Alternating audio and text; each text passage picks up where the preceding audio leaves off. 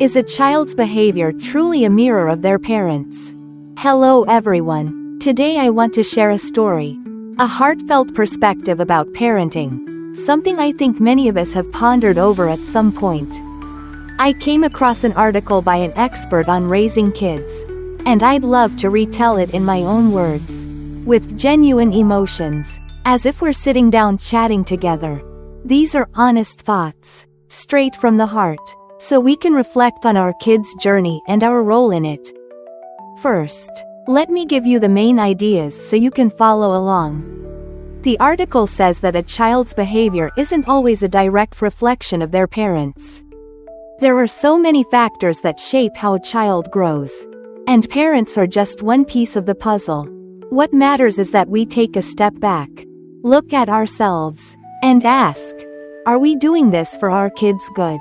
Or just to feel good about ourselves? And most importantly, let our kids choose and even fail sometimes.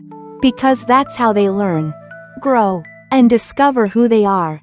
Now, let's dive deeper into each part so you can really feel what I'm sharing. Who's responsible for how kids behave? Hey everyone, imagine a regular day. You're sitting with your coffee. And then you hear about a little boy named Sue. Sus 6 years old. A smart, lively kid who's always been sweet and friendly. But lately, something's changed. Sus been acting bossy with his friends. Criticizing them for not knowing how to play certain games. And even picking on younger kids. He's not violent, but that lovable charm he used to have. It's fading. Sus' mom, NHI, is worried sick. She sits him down, talks to him, tries to figure out what's bothering him, and gently teaches him about being kind to others. But deep down, knees carrying a heavy weight. She feels like other moms are watching her, whispering, it's probably her fault he's acting this way. NHI feels ashamed and blames herself, thinking she's the one responsible for Sus' misbehavior. Does that sound familiar to you? I bet it does. We've all been there, right? For ages, people have said that how kids turn out is a reflection of their parents. If a kid's good, it's, wow, great parenting. But if they're naughty, the blame falls fast. Must be the parents' fault. Moms tend to get called out more than dads. But the idea stays the same. Here's the thing, though, I read that science doesn't fully agree. Studies show a child's development depends on tons of things. Friends, their environment, school, parents matter, sure, but they're not the whole story. So why do we still beat ourselves up over it? Why do we judge ourselves, and each other, based on how our kids act? I think it's time we cut ourselves some slack. How do kids reflect their parents' behavior? Now, picture this with me. Your kid's running around at the playground. And suddenly they start yelling, arguing with a friend, or even getting into a little scuffle. Your heart sinks, not just because you're worried about them, but because you're scared of what people might think. What kind of mom is she? Why can't he control his kid? Those words echo in your head, even if you never taught them to act that way. But then there are the flip side moments, right? When your kid scores an awesome goal in soccer, aces a test, or randomly hugs a stranger to cheer them up, you're over the moon.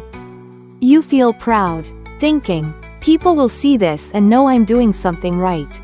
Truth is, kids do pick up some things from us.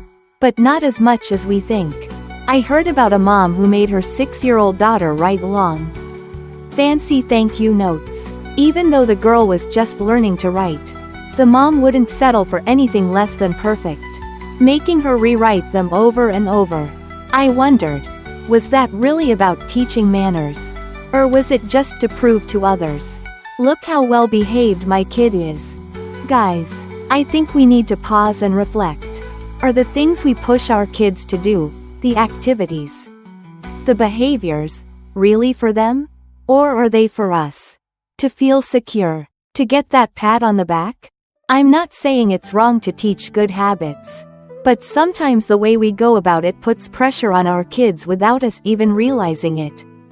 Should we raise kids to follow our standards? Alright, let me tell you about Min now. Another story to chew on. Min's 7, and every time soccer practice rolls around, he grumbles and complains. But his dad, Nam, keeps pushing him to go, telling him how soccer builds strength, teamwork, and love for the outdoors.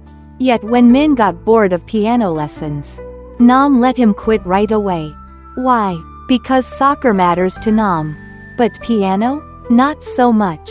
See what I mean? The standard here is what Nam wants, not Min. It hit me.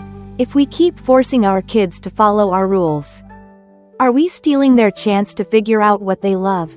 They might start thinking, I'm only loved if I do what mom or dad wants. Their creativity, their inner drive, it gets squashed. And we think we're helping them. Then, as they grow up and start school, they're not with us all day anymore.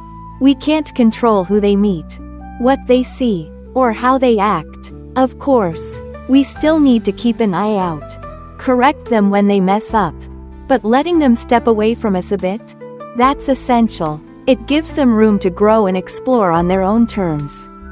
We'll always be their biggest influence, no doubt about it.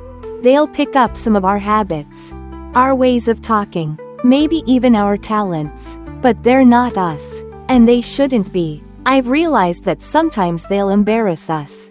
And other times they'll make us burst with pride.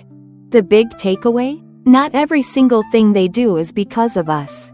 Letting them make their own choices, even if they mess up sometimes, is okay.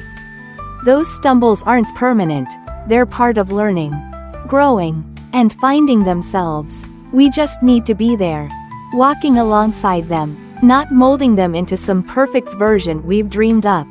Everyone, being a parent is a long, emotional ride. There are days we feel overwhelmed, exhausted, but then there are moments of joy that nothing can top. I hope this story leaves you feeling a little lighter, a little kinder to yourself, and ready to give both you and your kids space to grow naturally.